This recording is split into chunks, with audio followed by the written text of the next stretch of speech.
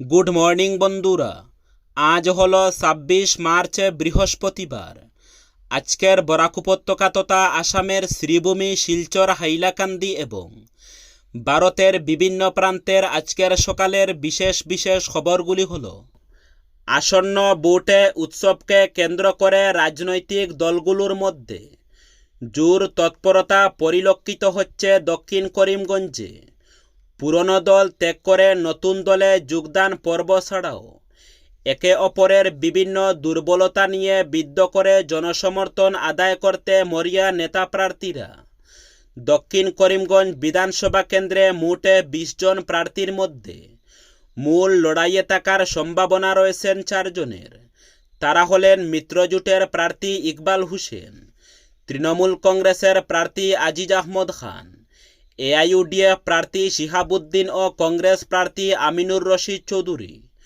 অবশ্য কোনো রাজনৈতিক দলের পক্ষ থেকে এখনো পর্যন্ত কোনো বড় মাপের নির্বাচনী জনসভা হয়নি, তবে অনেক প্রার্থীকর্মী সমর্থকদের নিয়ে ঘরোয়াভাবে প্রচার অভিযান চালিয়ে নির্বাচনী ক্ষেত্র সরগরম করে তুলছেন। বুধবার অগপ প্রার্থী ইকবাল হোসেনের ডাকে নিলামবাজারে এক নির্বাচনী জনসভা অনুষ্ঠিত হয়। সভায় প্রতিজন বক্তা কংগ্রেস ও তৃণমূল কংগ্রেস প্রার্থীর তীব্র সমালোচনা করে বলেন, কংগ্রেস বহিরাগত প্রার্থী দেওয়ায় দক্ষিণের জনগণ কোনোভাবেই মেনে নিতে পারছেন না। ঠিক একইভাবে তৃণমূল কংগ্রেস একজন অযোগ্য প্রার্থী দেওয়ায় তাকেও মেনে নিতে পারছেন না দক্ষিণের জনগণ। একমাত্র অগপই যোগ্য প্রার্থী দেওয়ায় তাকে মেনে নিচ্ছেন সাধারণ ভোটাররা।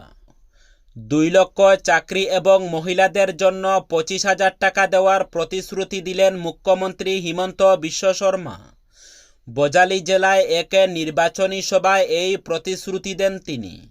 বজালী জেলার ভবানীপুর সর্ববুক বিধানসভা কেন্দ্রে জন আশীর্বাদ যাত্রার সময় তিনি এক বিশাল জনসমাবেশে ভাষণ দেন এবং সমর্থকদের সঙ্গে মতবিনিময় করেন।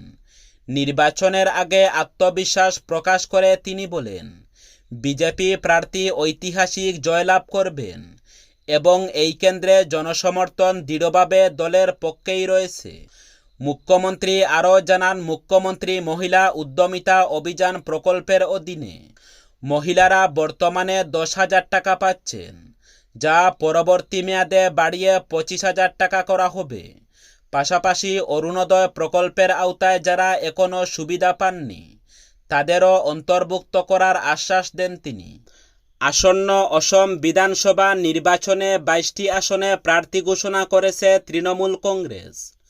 স্ক্রুটিনি প্রক্রিয়া সম্পন্ন হওয়ার পর প্রকাশিত তালিকা অনুযায়ী বরাক উপত্যকায় ৫টি এবং ব্রহ্মপুত্র উপত্যকায় ১৭টি আসনে প্রতিদ্বন্দ্বিতা করছে দল। প্রার্থী তালিকা নিয়ে তৃণমূলের দাবি, মাত্র ৬০টি সংখ্যালঘু অধ্যুষিত আসন বাদে বাকি আসনগুলোতে বিভিন্ন ভাষা, জাতি ও সম্প্রদায়ের প্রতিনিধিত্ব নিশ্চিত করা হয়েছে। এর মধ্যে নিজেদের সর্বজনীন রাজনৈতিক বিকল্প হিসাবে তুলে ধরার চেষ্টা করছে দল। বুধবার শিলচরে সাংবাদিক সম্মেলন করে কথাগুলো জানিয়েছেন সাংসদ সুস্মিতা দেব। রাজ্যের মোটে ১২৬টি বিধানসভা কেন্দ্রের মধ্যে ১২৫টি কেন্দ্রে মনোনয়নপত্র পরীক্ষা করার শেষে ৭৮৬ জন প্রার্থীর মনোনয়ন বৈধ বলে গ্রহণ করা হয়েছে। ২ জন প্রার্থীর বিরুদ্ধে অভিযোগ প্রতি অভিযোগের পরিপ্রেক্ষিতে গতকাল মনোনয়নপত্রের পরীক্ষা স্থগিত রাখা শোনিতপুর ডেকিয়াজুলি কেন্দ্রের ২ জন প্রার্থী মনোনয়ন বৈধ বলে ঘোষণা করা হয়েছে।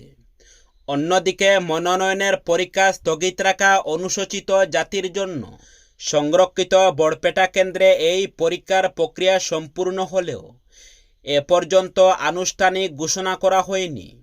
মনোনয়নপত্র প্রত্যাহারের সময় আজ বিকেল ৩টা পর্যন্ত নির্ধারণ করা হয়েছে।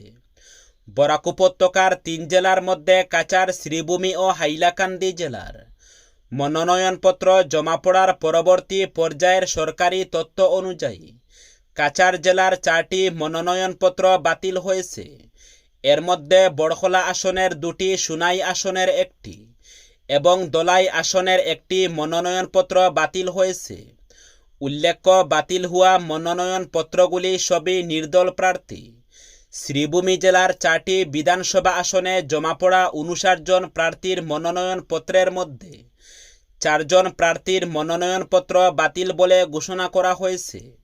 গতকাল জেলায়ুক্তের কার্যালয়ে মনোনয়নপত্রগুলি পরীক্ষা করে সংশ্লিষ্ট রিটার্নিং অফিসার 4টি মনোনয়নপত্র বাতিল বলে ঘোষণা করেন। এর মধ্যে দক্ষিণ করিমগঞ্জ আসনে 3 জন প্রার্থী এবং পাতারকান্দি আসনে 1 জন প্রার্থীর মনোনয়নপত্র রয়েছে।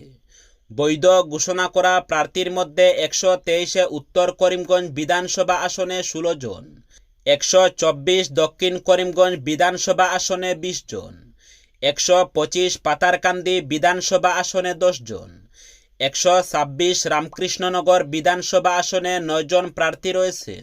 পশ্চিম এশিয়ার যুদ্ধের জেরে দেশে জ্বালানি গ্যাস নিয়ে উদ্বেগ বাড়লেও গ্যাস বুকিংয়ের নিয়মে কোনো পরিবর্তন হয়নি বলে জানালো কেন্দ্রীয় সরকার। সম্প্রতি সোশ্যাল মিডিয়া ও কিছু সংবাদ মাধ্যমে দাবি করা হয়েছিল রান্নার গ্যাস বুকিংয়ের সময়সীমা বদলে 35 দিন অন্তর সিলিন্ডার পাওয়া যাবে। তবে বুধবার পেট্রোলিয়াম ও প্রাকৃতিক গ্যাস মন্ত্রকের তরফে স্পষ্ট জানানো হয়েছে এই দাবি সম্পূর্ণ ভিত্তিহীন। আগের নিয়মই বহাল রয়েছে। সরকারি বিজ্ঞপ্তিতে বলা হয়েছে শহরাঞ্চলে 2টি বুকিংয়ের সময়সীমা 25 দিন এবং গ্রামীণ এলাকায় 45 দিনই বহাল রয়েছে। কোনো নতুন নিয়ম চালু হয়নি। পাশাপাশি কেন্দ্র জানিয়েছে দেশের চাহিদা মেটানোর জন্য পর্যাপ্ত পরিমাণ গ্যাস মজুত রয়েছে, তাই আতঙ্কিত হওয়ার কোনো কারণ নেই।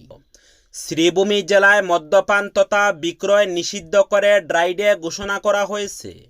জেলায়ুক্ত এক বিজ্ঞপ্তিতে জেলা জুড়ে সমস্ত মদের দোকান ও গুদাম আগামী 7 এপ্রিল বিকেল 5টা থেকে 9 এপ্রিল বিকেল 5টা পর্যন্ত মোটে 48 ঘন্টার জন্য বন্ধ থাকবে বলে ঘোষণা করেছেন।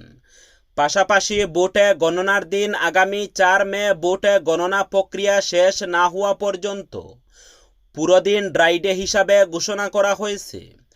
নির্দেশ অমান্য করলে আবগারি আইন ও নিয়মাবলী এবং 151 সালের জনপ্রতিনিধিত্ব আইনের 135C ধারা অনুযায়ী কঠোর ব্যবস্থা গ্রহণ করা হবে। বন্দে ভারত চালু হওয়ার পর থেকেই বিভিন্ন জায়গায় ট্রেনে পাথর ছোড়ার ঘটনা সামনে এসেছে। এতে যাত্রীদের আহত হওয়ার পাশাপাশি সরকারি সম্পত্তিও ক্ষতিগ্রস্ত হচ্ছে। এবার এই বিষয়ে কঠোর পদক্ষেপের ঘোষণা করল রেল। অভিযুক্তদের বিরুদ্ধে আর কোনো রকম ছাড় দেওয়া হবে না, দেওয়া হবে কঠিন শাস্তি। রেল সূত্রে জানা গেছে 24 জানুয়ারি হাওড়া ডিভিশনে 6টি ঘটনায় মামলা নথিভুক্ত হয়েছে এবং 5 জনকে গ্রেফতার করা হয়েছে। শিয়ালদহে 4টি ঘটনায় 4 জন, আসানসোলে 6টি ঘটনায় 2 জন এবং মালদহে 5টি ঘটনায় 3 জনকে গ্রেফতার করা হয়েছে। রেলওয়ে আইন অনুযায়ী ট্রেনে পাথর বা অন্য কোনো বস্তু নিক্ষেপ করা গুরুতর অপরাধ। 152 ধারা অনুযায়ী ইচ্ছাকৃতভাবে আঘাত বা ক্ষতি করলে যাবজ্জীবন কারাদণ্ড বা 10 বছর পর্যন্ত সশ্রম কারাদণ্ড হতে পারে। 154 ধারা অনুযায়ী অবহেলা বা বেপরোয়া আচরণে আঘাত করলে 1 বছর পর্যন্ত কারাদণ্ড বা জরিমানা হতে পারে।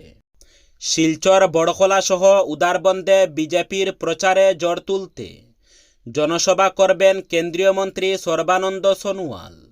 শুক্রবার শিলচর শহর এবং হাতিছড়া মাঠে জনসভায় অংশগ্রহণ করবেন তিনি। জানা গেছে শিলচর শহরে স্পোর্টিং ক্লাবের মাঠে বিজেপির জনসভা এবং সমাবেশ অনুষ্ঠিত হবে।